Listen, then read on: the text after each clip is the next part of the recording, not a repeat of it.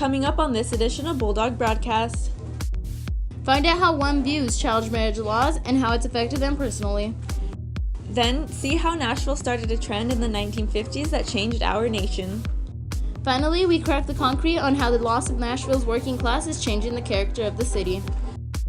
All unfolding in today's show.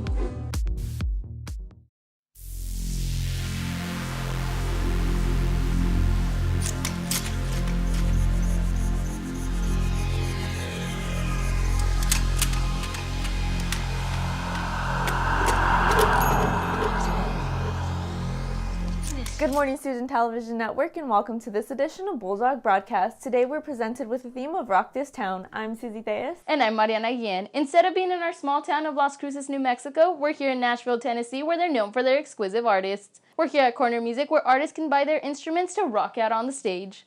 With gentrification being a growing epidemic here in Nashville, lower-class individuals are being affected. According to Tennessean.com, longtime property owners are selling their lands, resulting in higher numbers of more expensive units. Reporter Mia Tonto Donati deconstructs more on this growing epidemic. Every town is diverse in its own way. Here in Nashville, its music, buildings, and its rich history is what makes the town one of a kind. But with gentrification coming into play, it may disturb the city's heart and soul. Gentrification is simply defined by the Oxford Dictionary as the process of renovating and improving a house or district so it conforms to the middle-class taste. But this change isn't as simple as its definition. It often displaces low-income families and small businesses, rocking their worlds. The richer get richer and the poor get poorer.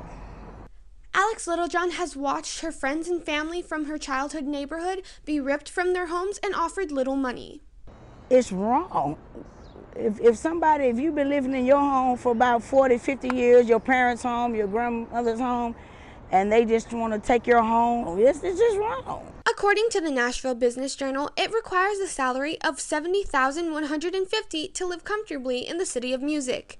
This is compared to 2016, where the needed salary was $61,015. Right behind me is the state office building. This is where they work on providing affordable housing and rebuilding the city of Nashville. Unfortunately, or fortunately for some people, the prices are going up. Patricia Smith, the Director of Communications at the Tennessee Housing Development Agency, is working on the rebuilding of Nashville, all while keeping affordable housing available. We have programs that run all across the state of Tennessee. We also have a website called tnhousingsearch.com, and we're asking all private owners to place their rental properties there so people can look for properties without driving around, without taking the bus, without taking any other transportation. So we're trying to add to convenience that way. Reporting for Student Television Network, I'm Mia Tonto Donati. 1/3 of girls in the developing world are married before the age of 18, according to the International Center of Research on Women. Although many believe child marriage can be a violation of human rights, recently a bill was killed that would ban child marriage here in Tennessee. Reporter Lorena Ortiz tells us more. Child marriage is considered an issue all over the world and even in our own country, but right here in Tennessee, it is something more. A bill here that would ban all child marriage was killed last week but has been brought back. The House Civil Justice Subcommittee has decided to make the minimum age for a child to consent 17. This could affect many children in Tennessee. Tina Richardson, a mother of 4, explains how she sees this law and why she believes it's important. I definitely think that children should not get married until they're at least mature enough to hold their own career. You definitely need to be mature and be able to make good decisions. In 7 years from 16 at 23, your thoughts and choices will change. According to the Center for Disease Control, an estimated 1 in 4 children experience mistreatment. And as of 2017, minors of any age can legally marry in 25 states if they meet their state's exceptions. Ms. Richardson is personally affected by child marriage, and she also gives her input on why laws should be put in place. I was one of those people that got married very young. So I know, I'm talking from experience. You know, you don't get to enjoy life. That's why I'm enjoying it now. You know, so I got married at 16. I feel like they're being robbed from the enjoyment of life. They wouldn't be able to do that because they're pushed into something that they may not even be prepared for. In addition, Tina Richardson also provides guidance, not only to children but to parents as well, regarding making life choices and the effects that could occur. Everyone is an individual. The parents are just there to try to contour their upbringing, but to pick their marriage, I think that's a very bad choice.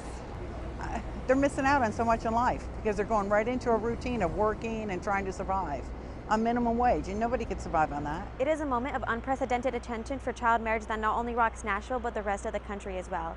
And whether we as a society agree or disagree, protecting the children in our community is a priority.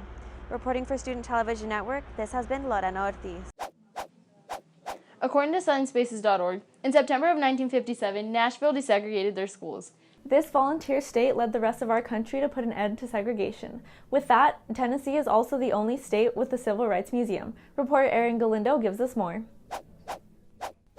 The United States post-Civil War was in a state of chaos and reconstruction.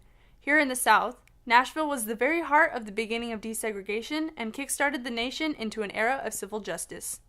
Tasneem Tawagbula is the program coordinator at the only library dedicated to civil rights in the nation. It is sort of a fascinating topic in terms of how Nashville came to desegregate its education system, and that was in 1957, one of the first cities to start doing that. So you're in an institution, a library that was once segregated. Desegregation began with an integrated group of first graders in 1958, eventually working its way to all 12 grades being desegregated. A mother of four voices her gratitude towards today's social system in education and its importance. I think kids grow up from the very beginning realizing that there's beauty in being different, and that there's so much outside of the world that they know, and that people that aren't like them have so much to offer and different lifestyles and experiences, and it's invaluable. Knowledge in Nashville pushed forward a period of reconstruction in the South. Without desegregation, the community would not be able to come together and band as one. For Student Television Network, I'm Erin Galindo. Coming from the recently departed Stephen Hawking, the past like the future is indefinite and exists only on a spectrum of possibilities, meaning that you never know what's going to come your way, similar to the city filled with unpredictable opportunities. Reporting for Student Television Network, I'm Mariana Guillen. And I'm Susie Deus. Thanks for tuning in.